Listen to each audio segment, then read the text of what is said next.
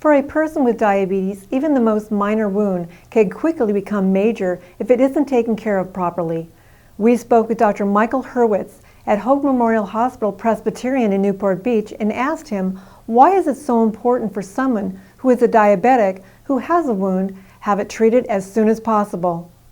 In diabetes, small problems can accelerate very quickly and can become very dangerous.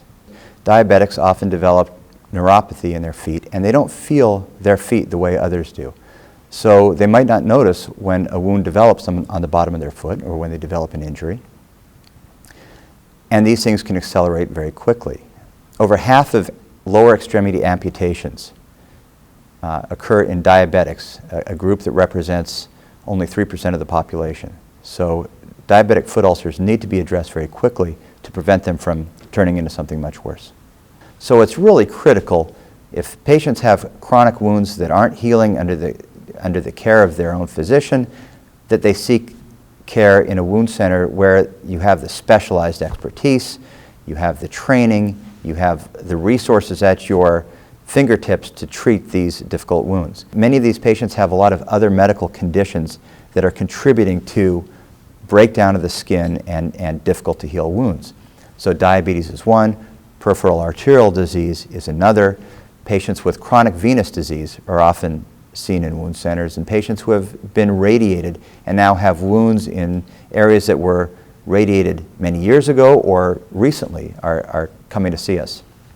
There are a number of things that we use hyperbaric oxygen for, and one is to treat recalcitrant diabetic foot ulcers, particularly diabetic foot ulcers that have deep-seated infections that we can't treat otherwise. The hyperbaric chamber is basically a large, clear acrylic tube, and patients lie in this device very comfortably while they're being attended to by a hyperbaric specialist, and they breathe hyperbaric oxygen. They breathe oxygen. Typically we treat patients in 90-minute sessions in hyperbaric oxygen, and most commonly we require about 40 treatments in order to accomplish the task. What are some of the other treatment options available at a wound center? One of the things that we can do in the wound center is do something called transcutaneous oximetry. We can measure the oxygen tension within an area that has a wound and see if there's enough blood supply to heal that wound. We typically have physicians who are trained in surgical debridement. They can trim away unhealthy tissue and allow a chronic wound to become an acute wound that can then heal appropriately. We have specialized dressings that we can apply to wounds that treat underlying infection, that stimulate new tissue to grow into a wound, that provide what is called the extracellular matrix to allow a wound to heal. There's a lot of things that we have in a wound center that isn't necessarily available elsewhere. Another technology that we have that's been very helpful to us is the availability of bioengineered skin substitutes.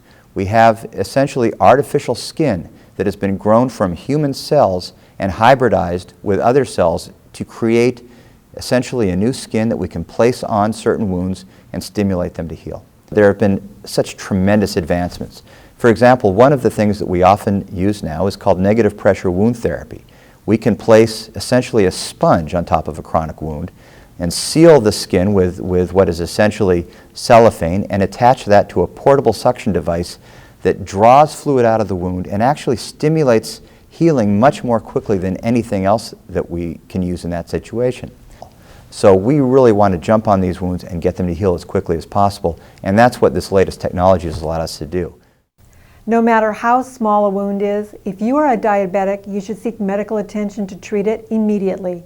For the American Health Journal, I'm Lora Windsor.